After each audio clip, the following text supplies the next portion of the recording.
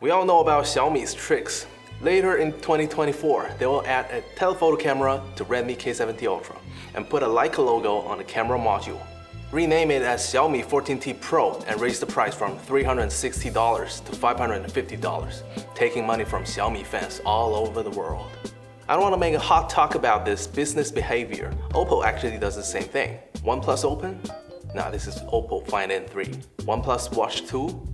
Oppo Watch X. OP in OP12 means OnePlus. It could also be Oppo. They are killing the brand value of OnePlus. However, when they launch in the global market, they are all going to be popular. So today I got the Redmi K70 Ultra, OnePlus Ace 3 Pro, and iQOO Neo 9S Pro Plus. Finally, we got a chance to do a deep comparison to find out which is the best of these three phones. All three phones are somewhat similar in design to their respective brands' flagship. OnePlus and Redmi are completely different in terms of design. OnePlus uses a curved screen and Redmi comes with a straight screen, curved center frame, and straight center frame. They are all different. Although Redmi has much better thickness control, but when I hold them in my hands, OnePlus feels like just half the thickness of Redmi. In fact, they are the same delicate, constructed of metal and glass.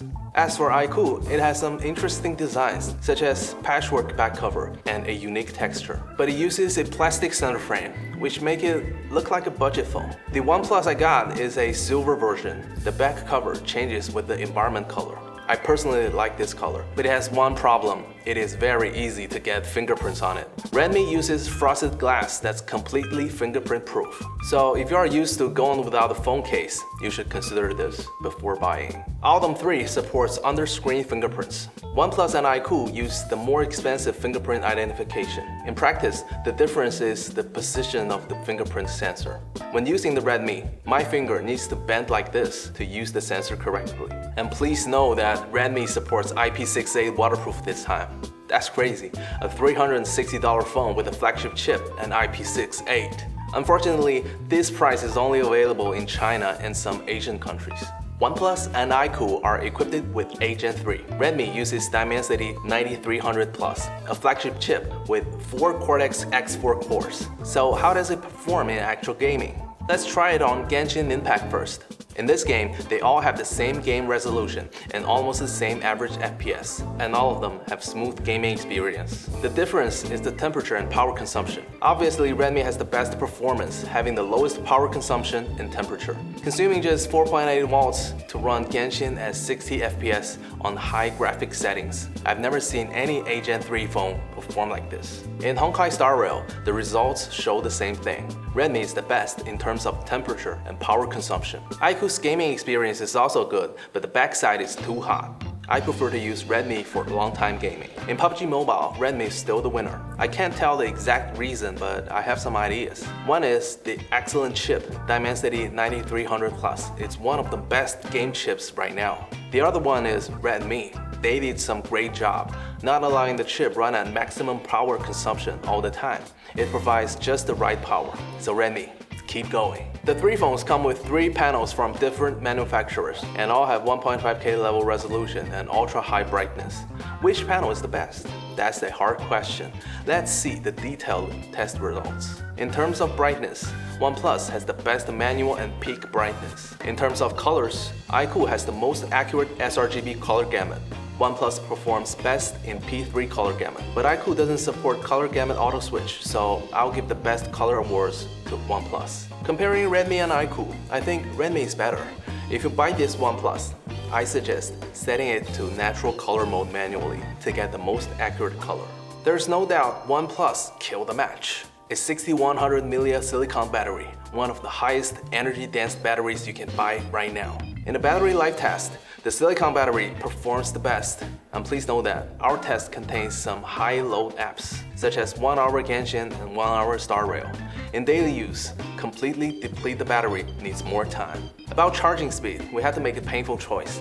Bigger battery or faster charging? I'll choose the big one. 26 or 36 minutes to fully charge the battery doesn't make much difference to me. Since when they come globally, they may have some upgrades in camera. So in comparison, I'll be focusing on the main camera. First, the lab test. Results shows that Redmi has the best image resolution. In dark lighting, the image resolution of the OnePlus will drop significantly. In these photos, 3 phones have different styles, with Redmi having brighter blues and greens. In terms of image quality, there isn't much difference in the center of these photos, but at the edges, the iQOO doesn't perform well. Not only does it have the worst detail in the shadows of the frame, but there are also some noticeable noises. And if you look closely, there's a glare in the upper left corner of this photo taken by iQOO. The gap between OnePlus and Redmi is hard to detect, and even when zoomed to 200%, it's still the same class. In these street shots, the OnePlus had some issues. The auto HDR was not turned on, the image looks too bright, and the buildings were a little overexposed. I took several photos of this scene, and all 3 of OnePlus photos had the same HDR issue. Looking closely at the plants on the edges of the iQOO, there's a lot of noise in the shadows.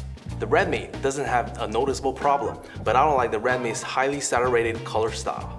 In low-light photos, the Redmi's photos are too vibrant, especially the wall next to the glass door. I'm sure that was completely different from my eyes seeing. OnePlus photos are much more realistic, but if you zoom those photos, the Redmi still has the best detail. So I will go with the Redmi and then manually adjust the colors after taking a photo. After watching this video, you should know how to choose from these phones. Redmi has an advantage in gaming, and the OnePlus has a better screen feel and linear motors. But anyway, when they are released globally, price is all that matters. If you like this video, click like and subscribe buttons. This is YLife channel. See you next time.